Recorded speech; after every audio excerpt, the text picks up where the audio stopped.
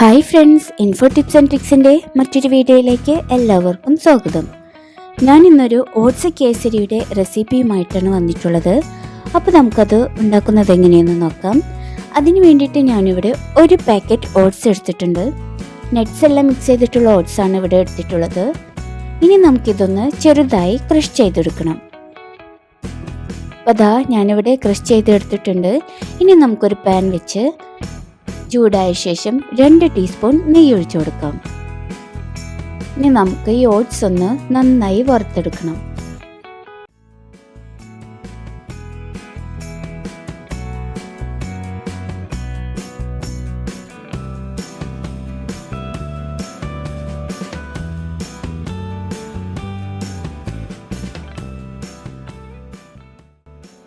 അപ്പോൾ ദാ ഓട്സ് ഞാൻ നന്നായി വറുത്തെടുത്തിട്ടുണ്ട്.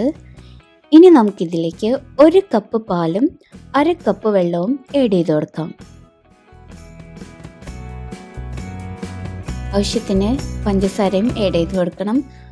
1 പിഞ്ച് ഉപ്പും ചേർത്ത് കൊടുക്കണം. ഇനി ഒരു കളറിന് വേണ്ടിയിട്ട് ഞാനിവിടെ ഫുഡ് കളർ ആഡ് ചെയ്ത് കൊടുത്തിട്ടുണ്ട്. നിങ്ങൾക്ക് ഇഷ്ടമുണ്ടെങ്കിൽ മാത്രം അത് ആഡ് ചെയ്താൽ മതി, അതില്ലെങ്കിലും കുഴപ്പമൊന്നുമില്ല. ഇനി നമുക്കിതൊന്ന് നന്നായി ഇളക്കി കൊടുക്കണം. നമ്മുടെ പാനിൽ നിന്ന് വിട്ട് കിട്ടണ വരെ നമുക്കിത് നന്നായി ഇളക്കി കൊടുക്കാം. അപ്പോൾ ഇതാ ഓട്സ് നന്നായി പാനിൽ നിന്ന് വിട്ട് കിട്ടിയിട്ടുണ്ട്. ഇനി നമുക്കിതൊരു പാത്രത്തിലേക്ക് മാറ്റാം. പാത്രത്തിലേക്ക് മാറ്റുമ്പോൾ അല്പം നെയ്യ് തടവി കൊടുക്കണം. ഇപ്പോൾ ഇതാ ഞാനിവിടെ പാത്രത്തിലേക്ക് മാറ്റിയിട്ടുണ്ട്.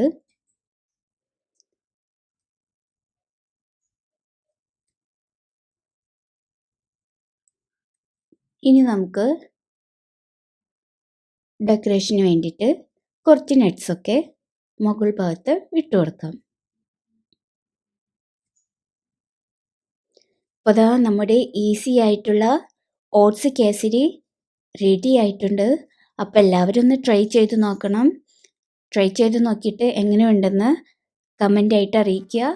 അപ്പോൾ അടുത്ത വീഡിയോയുമായി ഇൻഫോ ടിപ്സ് ആൻഡ് ട്രിക്സ് വരും വരെ ബൈ.